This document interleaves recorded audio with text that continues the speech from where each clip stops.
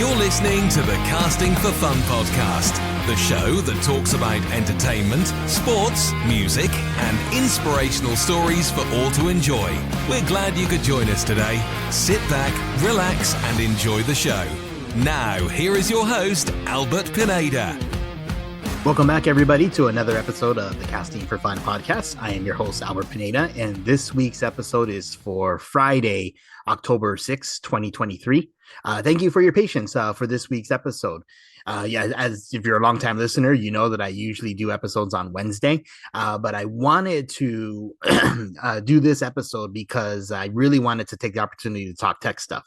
As I've mentioned before on the show a few weeks ago, I recently picked up the Google Pixel 7 phone, and just shortly after buying the phone, realized, heard that Google was doing a special event called Made by Google, where they're going to be talking about their new hardware and software and new phones, particularly the Google Pixel 8.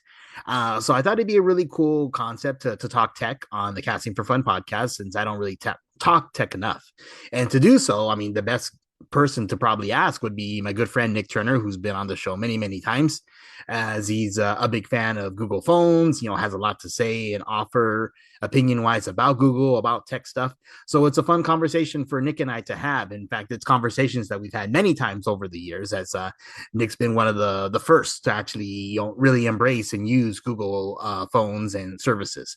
So I hope you find this episode informative and that it's entertaining and fun for you. And for any recommendations about tech stuff or tech topics that we should cover on the podcast, please let me know, because I'm always interested in learning more about tech. I mean, tech's a really awesome concept to discuss and talk about and engage with, because it's just fun.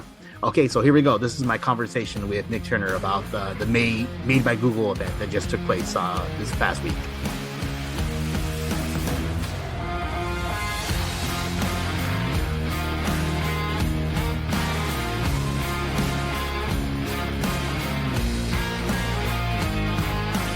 So returning to the show, it's Nick Turner. Nick, how are you doing tonight? Good. How's it going down there? It's going good. I'm excited to talk about this conversation topic. It's I just picked up the Google 7 like an idiot, not realizing they're going to be launching a Google 8 right a few weeks later. But I'm really happy with this. So I'm actually just excited to finally sit down and do an episode on the show talking tech stuff, which is a really cool subject to go over. Right. Now, who'd you get it from? From T-Mobile. Okay. I wonder if you could go in and be like, I know I've heard of this happening before, where people will go in and be like, hey, you just sold me that, but there's a new one. I want the new one. Because if you're within your return policy. Yeah. And I know some places in the past have been like, okay, we got you. We'll give you the new one at no additional cost. It could be worth a try. I mean, worst case scenario, they say no, but yeah. If they do, I'm happy with the phone I got anyway, so I probably would just keep it and then hang on to it till, I guess, to the Pixel 10, right? It just seems like they're doing new ones every year. Yeah, so it's funny. So and when you asked me about this subject, I'm like, oh man, this goes back a ways. So I don't know if you remember, but I've been a fan of the Google phone since they came out. Oh, okay. That's actually one of the talking points I have. I don't want to cut you off, because I have several notes and questions I wanted to ask. Okay. So a lot of it's also just Google in general, but right. I originally got the Motorola Droid. Mm-hmm. That was my first Android phone. I liked it for the time. Had some issues, but no complaints overall. Mm-hmm. But then, so one of the issues with Android phones in the beginning, and it's still an issue for some people, I eventually got Samsung's first Android phone, which was called the first original Galaxy. Mm-hmm. That came out in 2010, and I hated it. So I went ahead. Do you know the name of I would say it's kind of the first Android phone for the public? Does that ring? Would you have any idea what it was called? It wasn't the Droid? I could have sworn that was it. No. So that was made by Motorola. Well, okay. So here's how, Apple was doing their thing. Yeah. Remember, Google until the Pixel didn't make their own phones. Mm-hmm. So they would partner with other companies. Yeah, yeah. And Android was for everyone. So Motorola made their own, and but they actually partnered with HTC, that you never hear about anymore. Oh, Uh, I think I do remember. It's the Evo, is that right? HTC Evo. no, it was the Nexus One. Now there's like developer phones before that, but the Nexus One was like kind of same year, 2010, Yeah. beginning in January of 2010. And when I bought my Galaxy Android phone, I hated it, and I was like, and I got it for work. Mhm, And I was like, all right, I really want the Nexus. I want like just the plain vanilla Android because I didn't like Samsung software.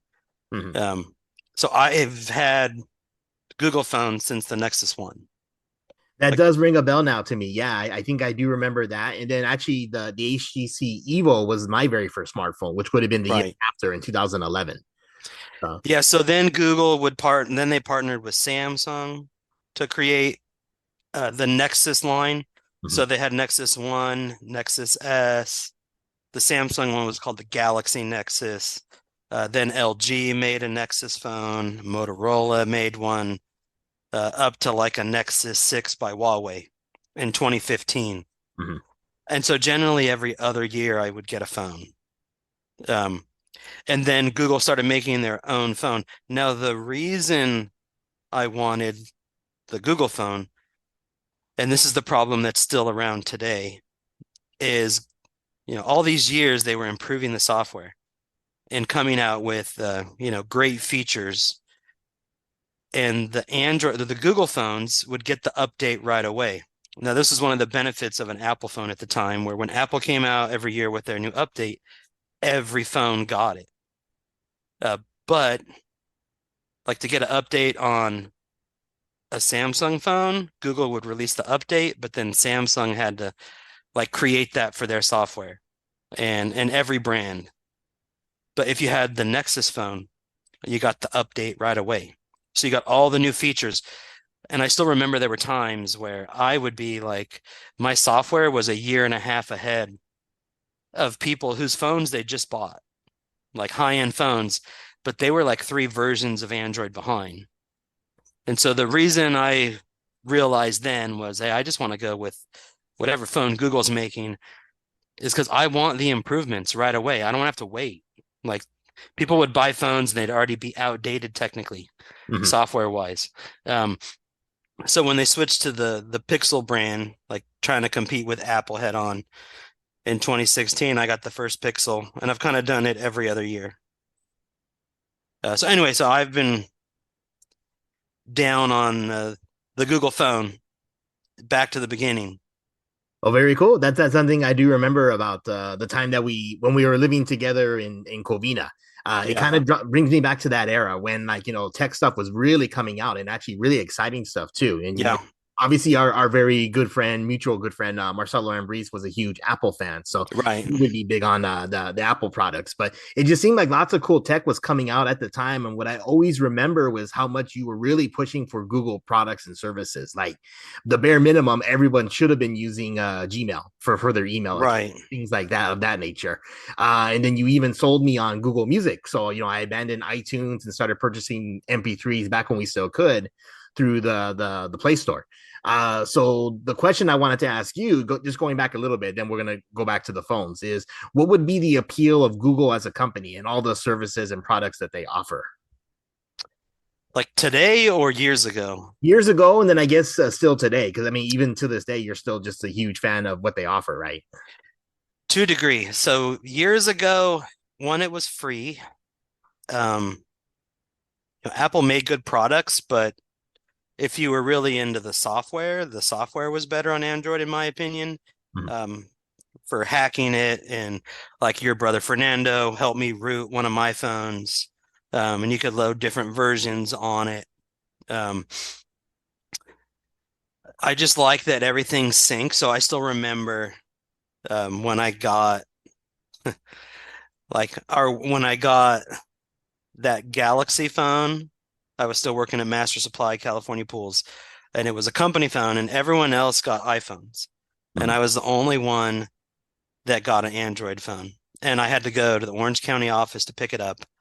And Gary Miner was there with his new iPhone, and it was plugged in to a computer, and he was talking to someone doing work, and his phone was updating, like all his contacts. He had to plug it into his MacBook, and I was just my phone was sitting on the desk, so I I grabbed it, I powered it on, and I logged into my Gmail. Meanwhile, I don't know how long his phone had been plugged in, and I just logged into my Gmail and my contacts and everything synced. And while he was still on the phone, I just started scrolling, like showing him the phone, like, look, I'm done. And so that was one of the other things I really liked at the time was Apple wasn't in the cloud then. Mm-hmm. Apple, everything you had to plug in still. Now they don't, of course, but Apple was really behind on that. I was really sold on the cloud feature where when I switched phones, I just logged into my Gmail and my phone was the same. My emails were there, my calendar was there, my contacts were all there. And I used to tell people all the time when they would add a contact to their phone, they would save it to their phone on an Android phone. I don't know if you remember this. I think I taught you this too. And I was like, no, no, no. You want to save it to your Gmail account. Like if you break your phone, you don't lose anything, right? Because that used to be an issue. If you broke your phone and you hadn't backed it up somewhere, or if you hadn't plugged it in recently, if it'd been 6 months, like the last 6 months of contacts or information, you would lose. But on the Android phone, you just added it to your Gmail contact in the phone, and it was there wherever you went. You could log in on a tablet. You could log in on any computer on Earth, and everything was the same and was there. So that, for me, was the big selling point at the time. Now I think like I don't trust Google as much as I used to. It seems like they're selling our information and, doing some things I don't agree with.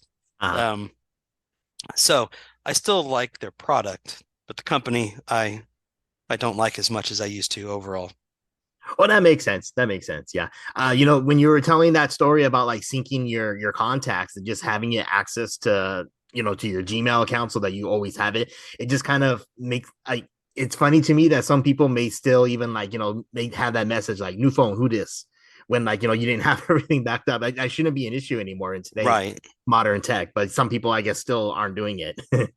I think it's rarer, I would say.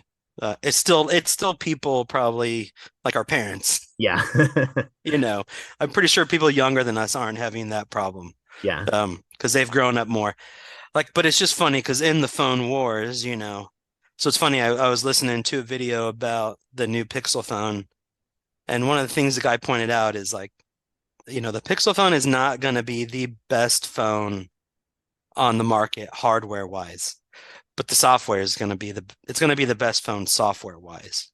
Mm-hmm. And that's always kind of been Android's catch to a degree. Like Apple comes out with new stuff, but I still remember like when the iPhone came where you finally didn't have to plug it in to sync your contacts and everyone was like, look at this. This is the greatest thing ever. And it's like, I've been doing that since my first Nexus phone 5 years ago. I mean, why did it take them 5 years or however many years it was to catch up? So yeah, there's lots of history behind that. But getting to today, to jump kind of to today, I actually feel like there's not that much excitement around new phones. Like the new iPhone and the new Pixel phone, I feel like there's not a lot of super cool tech coming out. There's some photo stuff. But overall, I think phones have kind of become bland, in my opinion, as far as the advance, like the big jumps. Like we've hit a point where we used to have a big jump every year in software and hardware. And now it seems like it's much slower. Oh, okay. That's interesting. You would think that because actually, after using Samsung phones for so many years, using all the Galaxies and then even using the Galaxy Flip phone for a few years, I mean, I now switching to the Pixel, I think it's actually a night and day difference between a Google phone versus a Samsung phone. But I guess since you've been using Google phones for so long, maybe you don't necessarily notice it as much. Or it could be that maybe I wasn't really taking full advantage of my Samsung phones, and it's possible they were able to handle some of the things that I'm able to do now. No, I think what I said earlier is vanilla Android is always been better. Uh-huh. when the phone manufacturers add their own software to it, it slows it down. It creates issues. And so Google's, part of the reason they made the Nexus or their Google phone was kind of their developer phone. Mhm. So that's the phone if you were creating an app or whatever, Google was kind of like, hey, here's a phone. This is the phone you should test your product on. So I always thought like, okay, like every app should work better on the Google phone because Mhm. all apps are tested with it. Yeah. And yeah, I had that I mean, we were excited for the first Samsung phone, but I really thought their skin or their take on Android, it really sucked. Mm. Even going from, because I went from the Motorola, which still wasn't vanilla Android, but just going from Motorola to Samsung, I really hated the phone. I didn't like it at all. And I never, like that kind of taught me if I want the updates and I want the experience, the way the manufacturer designed the software, I'm just going to stick with their phone, whatever it is. And I've been happy with that decision ever since. Oh, And very so cool. when you say like your Samsung phone is night and day, like I wonder if you went back to your old Samsung phone. Do you still have it I somewhere? do. Yeah. Yeah. So power it on and look at what version of software you have on it compared to what's on your Pixel. And I haven't looked at a Samsung phone in a long time, but you might find it's a couple versions of software behind, like two, maybe three. They might have gotten better and they're not as far behind. Mhm. But a lot of those big jumps, like that's why I stuck with the Google phone because Mhm. I've had every improvement right away and haven't had to wait years for it. So that could account for some of your realizing like, oh wow, I can do all this stuff. Well, Samsung might have taken like they created their own Photos app. Mhm. And so they're not using all the great features of the Android photo app, right? So Yeah, yeah, that's actually one of the little things that I've noticed so far. Just taking pictures, it goes straightly to my Google Photos, so it's already backed up in the cloud, saved without mhm. having to do it. Take the extra step of sending it to my Google Drive, which is pretty cool. Yeah. So yeah, so I want to go ahead and jump into the Made by Google presentation that just took place a few days ago. Did you happen to catch it by any chance? I didn't see it. I wanted to, but I didn't have time. But it's a funny thing is I thought about that. So I used to watch all of them, Mhm. particularly how it used to work with Android was Google did their Google I/O every year and did all their product announcement and all their software updates. But they don't do that anymore. They still have I/O and they still go over things, but it's no longer the event that it was. And so over the years, I don't find myself as interested because now it just seems different to me. Now it's like, oh, now here's a product. Like now they're a hardware company now, not just they were a software company. Mhm. And I care more about the software than the hardware. So I find myself like last year, I didn't see it. I just found I could watch instead of having to watch an hour presentation. I can watch. I don't know if there's a guy, MKBHD on YouTube. He's been covering tech since he was 8 years old, and like I just watch his video because he'll kind of break it down and tell you the pros and cons in 10 minutes. So I have watched stuff on the phone, but I didn't watch the Google announcement for it. Oh, okay. That would have saved me some time, even though they kind of make it a little flashy and like try and make it like a cool presentation, but it the whole thing was actually maybe like an hour and a half. Whereas, yeah, like you mentioned, there's like condensed versions where they take just the key points and condense it to maybe like 10, 15 minutes on YouTube. Yeah. But yeah, you mentioned, yeah, so they are in the hardware business now. So I mean, they talked about the Pixel Buds Pro and the Pixel Watch 2. So I don't know Mhm. if those were products you use at all, really, or are you just really sticking to the phones? No, I actually had an original Motorola watch back in the day. I don't know if you remember it. I think it was still when I was living with you. Um, I found that the watch for me at the time with the job I had, it wasn't that beneficial Mhm. for me. And so when I kind of damaged that at some point, I hit it on the wall on accident and it broke. And I prefer a regular traditional watch. So I haven't purchased a smartwatch, yeah, since 2010, maybe is when or a little after that. But um, and earbuds, I have never owned Pixel earbuds. I've thought about it, but once again, I just watch other people's reviews, and sometimes there's better earbuds for lesser price. Um, I've never pulled the trigger on a pair of Pixel earbuds. No, okay, that could be worth looking into, like you said, the reviews of what people say, because the way it was presented, it looked pretty cool. I was thinking, oh wow, those are actually pretty nice. But at the same time, I mean, I think it's best to get hands-on experience or Right. accounts from people who actually own the product. So that's why I hope this podcast is helpful for anybody who's potentially looking to buy one of the Pixel phones. But Yeah. yeah, so your impressions of the Pixel 8. Do you have anything based on what you read online or videos you've seen as far as like the new phone that they're going to be releasing actually next week, right? Yeah, I think you can you pre-order it I think already? you can pre-order now. Yeah. Yeah. Yeah. Um, Now like the screen's a little better. There's some minor things. There's a new feature on, so they have the Pro and the regular, like the Mhm. Pro phone. I can't remember the name of the feature, but it's getting a feature where when you take a photo and it uploads automatically, it does a bunch of processing in the cloud overnight, and it'll actually apparently appear in the morning much better. Um, and it's a software thing, but it's only available on the Pixel 8 Pro. Mhm. But some of the camera stuff, like I'm pretty happy with the pictures I get already. Yeah.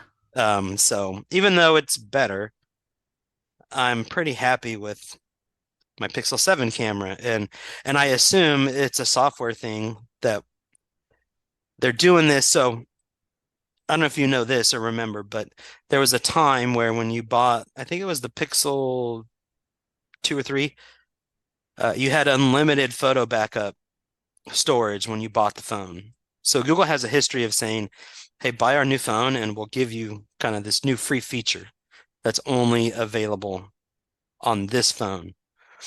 So I have a feeling, now everyone gets free backup, not unlimited, Mhm. at high quality. But they have a history of kind of making these features that are proprietary to a phone, and then in a year or two, they'll kind of release it to more phones of the Pixel brand, at least.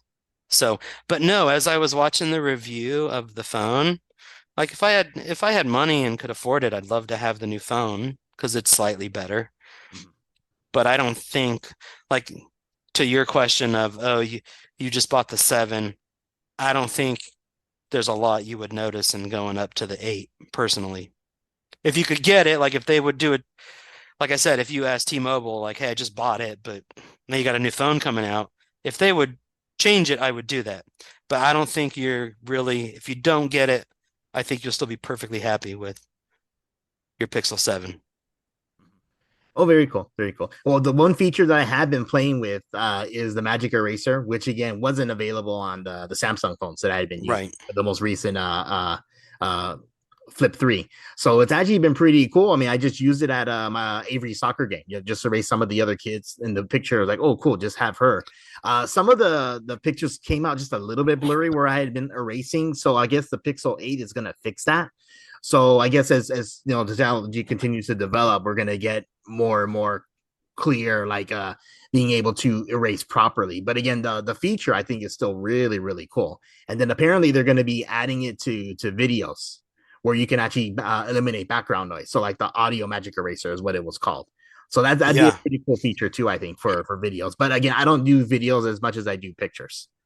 Right. There's improvements in text to speech, and like there's Mhm. improvements. But Yeah. once again, I think for the average person, I don't know if you're going to notice it that much or how often you'll actually take advantage of that. One of the weird features of the camera I heard was, so you can do a burst, people take 4 or 5 pictures at a time. So you try to capture one good one. And apparently you're going to be able to edit it where if you did a burst of photos, you can actually, I don't know how it's going to work, but on the 8 Pro, like you could go in and select a face from one picture and move it to the picture you want to keep, which Oh is yeah, really yeah. weird. I'm curious how that's going to work. But I'm also like, okay, so the more I was thinking about that, Albert, I'm like, even with Magic Eraser, I've never used it personally. I've Mhm. like I'm like, oh, that sounds cool. But to me, I'm like, I kind of like the background stuff has always been there. That's always been part of life. And Mhm. sometimes the background stuff is funny. But like we're hitting a point where like how many of the pictures we're gonna see going forward are actually the real picture. Yeah, that's true. Like when you can change faces and erase people. I'm like, it's cool, but I'm like, man, what is that gonna mean for everything, all the photos we take and see? Like how many of them are real or fake as this technology improves?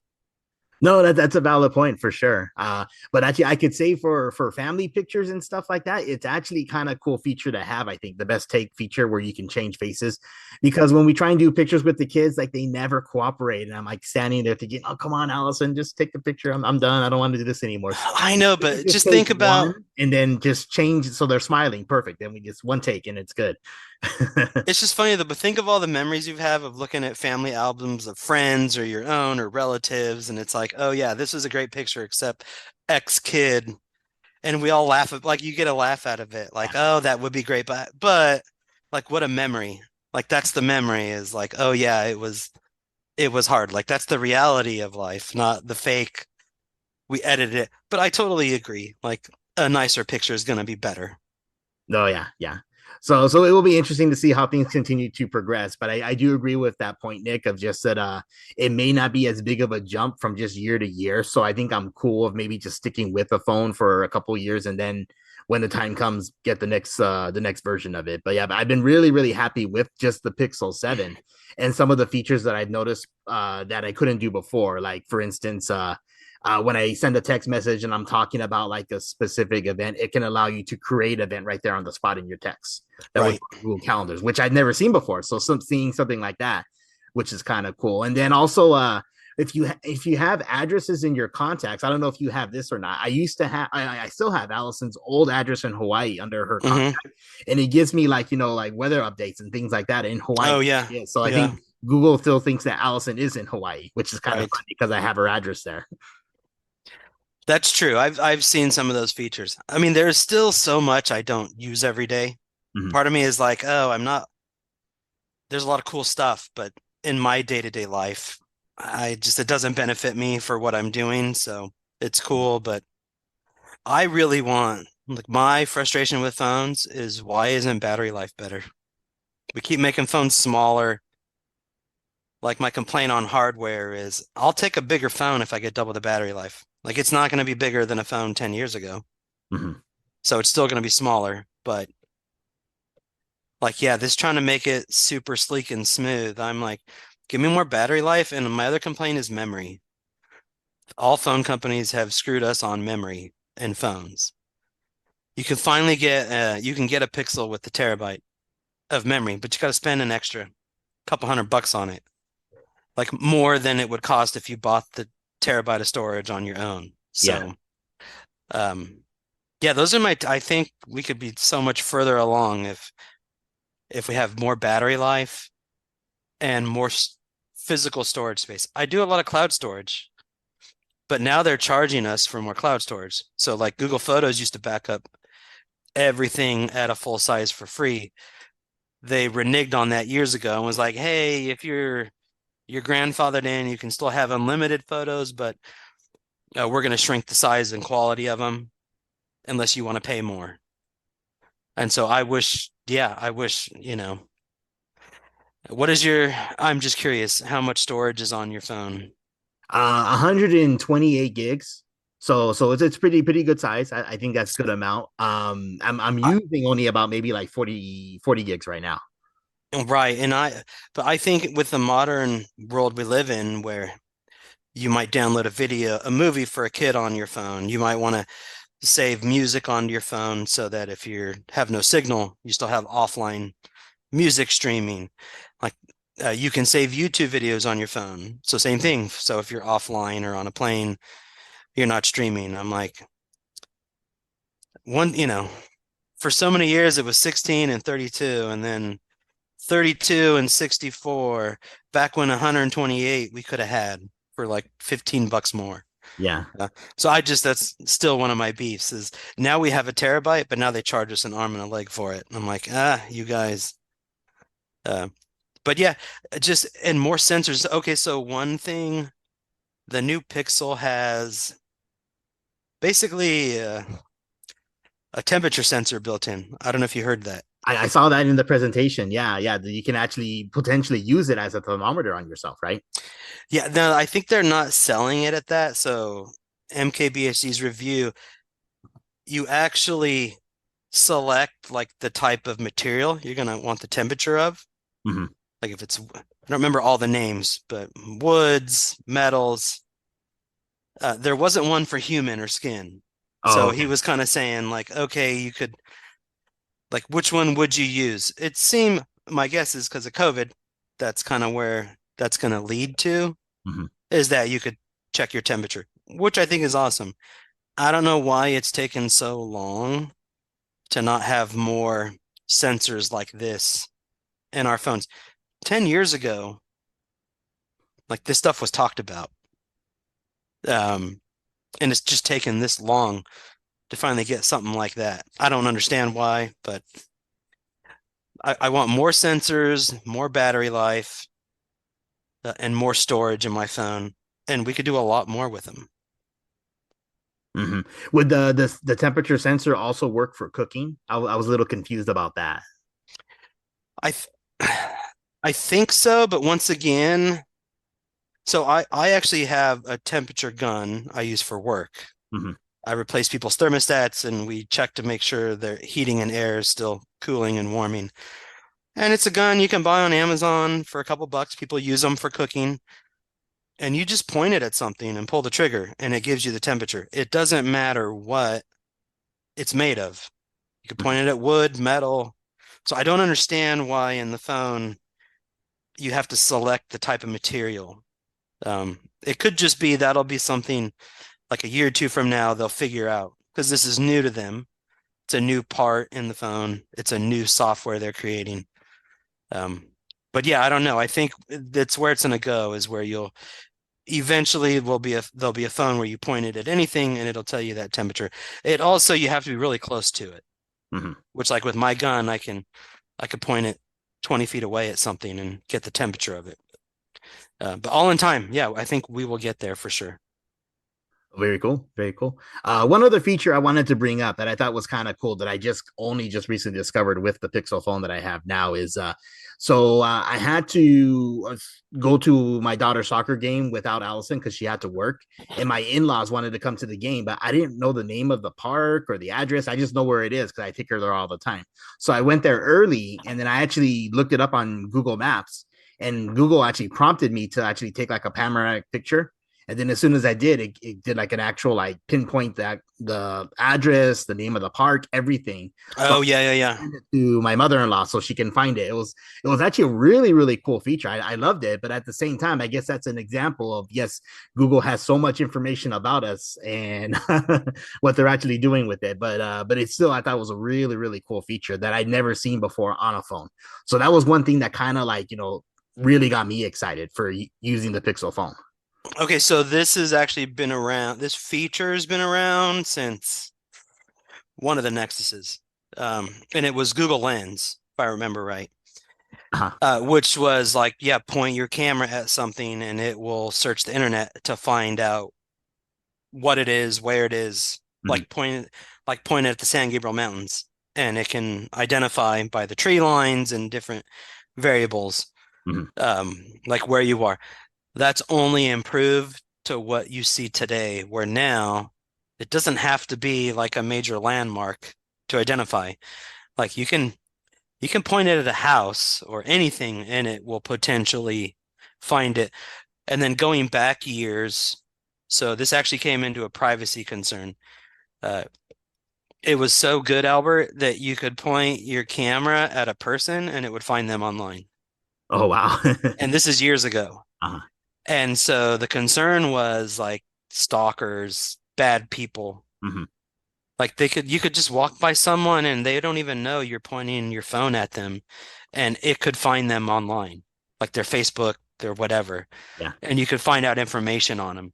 So the search has been that good for a long time. They actually pulled it back and took away that feature of identifying people. Mhm. Um, but if you go, so another cool thing about the Google Photos app, so back when the Photos app first came out, I uploaded all of my photos to the Photos app. So Google did an offer where for free, like remember all our old external hard drives? You used Oh to yeah, yeah. copy your digital camera photos to your external hard drive to store it. Mhm. So there was a time where Google said, hey, kind of like they did with Google Music, which when you signed up, you could upload your whole library for free. Yeah. So they did the same thing for photos. So I actually uploaded my photos going back from my external hard drive. And in the Photos app under search, if you go look at it, it actually will find like people's faces. And if you click on that face, so I tested this with my little brother Zach. Mhm. I took a picture of Zach, a current picture, and said, find all the images of Zach in my library. And it literally went back to when he was a kid. Like where he doesn't look the same. I mean, he's grown up. Yeah. But it could take a picture of you now, and if you had photos of your whole life in there, and it will pull all the images of you going back to almost being a baby. Oh wow. And so if you want to look for a photo, like every once in a while, I need to find a photo of the Nick Mobile to show someone, and I just go type in car, and it'll bring up photo. There I have a lot of photos with cars in them, but it just limits the search to only photos with cars in them. Mhm. So like facial recognition technology in the Photos app can be beneficial. It's also a little scary sometimes when I do it. Yeah, I could definitely see that. Very nice, man. Very cool. Yeah, so I mean that's all the talking points I had for the presentation and for the Pixel phone. I mean, again, just my recommendation definitely is for the Pixel. But again, I think those who are hardcore iPhone users, if you love it, you're probably not going to switch. But if anybody who's kind of like on the fence or just like, hey, maybe I want to try this phone out, I definitely recommend it. I think it's really, really great. I agree. If you're an iPhone person, I no longer tell people, oh, you should switch. Like, I think iPhones are great. Mhm.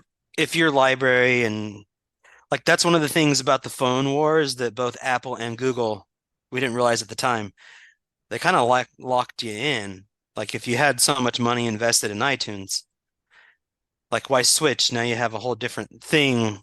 You can't access your iTunes on an Android phone easily. Mhm. Same thing with Google. Now the only difference with Google was you could get an iPhone and log in. Google did come out with apps at some point to log in and watch stuff. One of the negatives of Android is Google releases apps every year that come out with new features. And then a couple years later, they change it. So like the Google Play Music is gone. Now it's Yeah. YouTube. Mhm. Like I miss Google Play Music. It was easier to find my library and other things. It's harder now. Mhm. Same thing with movies and videos purchased through Google. Like they used to have their own app. Now they're trying to combine them all in one. I don't think they work as well. Yeah, I haven't been Whereas a huge iTunes, it's all there. It's one spot. yeah, I haven't been a huge fan of that either. In fact, so Google Podcasts is going to be eliminated. So now you have to do Google's podcast through YouTube Music.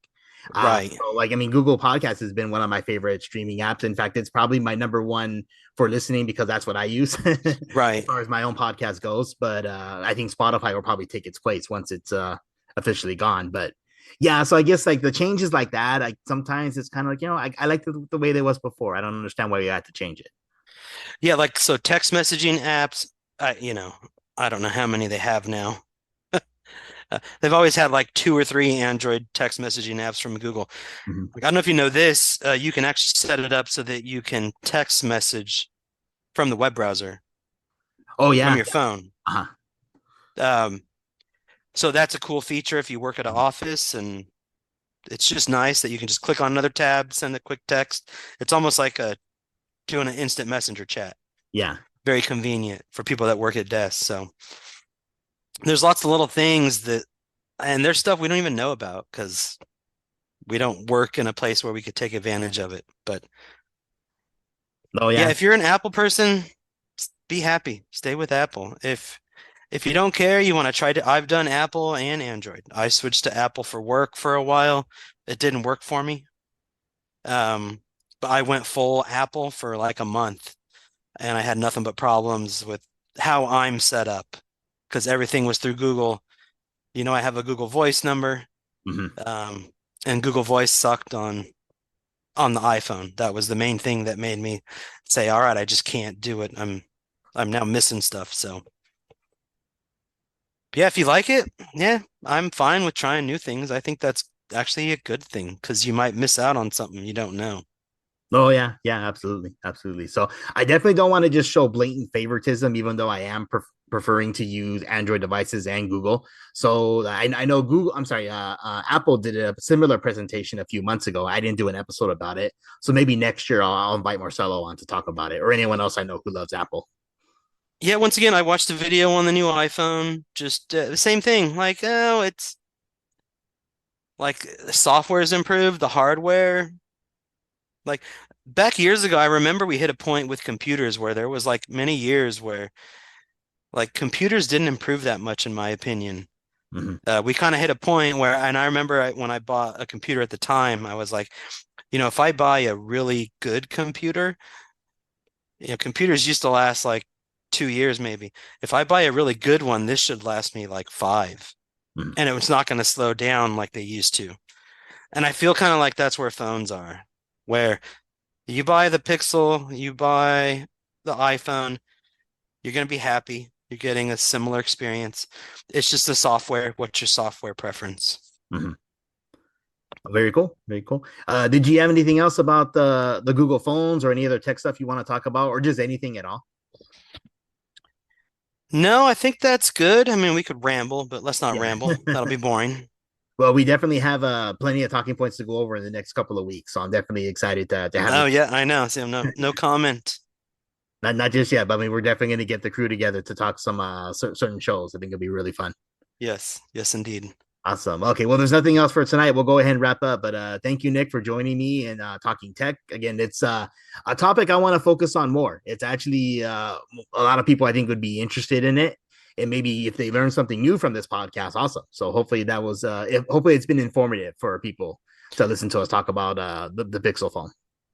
Just remember on that, like YouTube, like there's plenty of people that do reviews on products. I generally don't buy any electronic without just watching. I have people I like, but then I'll also make sure I watch someone I'm not familiar with just to get a totally different perspective. Because you're right, people have biases. I know the people I listen to, I know their biases, so I throw in at least one person. I want to hear the negatives about it, so I'm not surprised by them. But like MKBHD on YouTube, I used to listen to twit.tv. They do a lot of shows, or used to. I haven't listened to them in years now, but they would do a show on Android and all the new releases and how to take advantages of the features. Same thing for Apple TVs, all of it. So it's all out there online. Just, like a podcast, just you don't have to watch it. You could even just listen while you're working. That way you make just a better informed consumer purchase. Oh, that's absolutely the most important thing that you should always do. So very nice. Cool. Well, that's it. Then we'll go ahead and wrap up. But thank you, Nick, and thank you to the listeners. You've been listening to the Casting for Fun podcast. Thanks, everybody.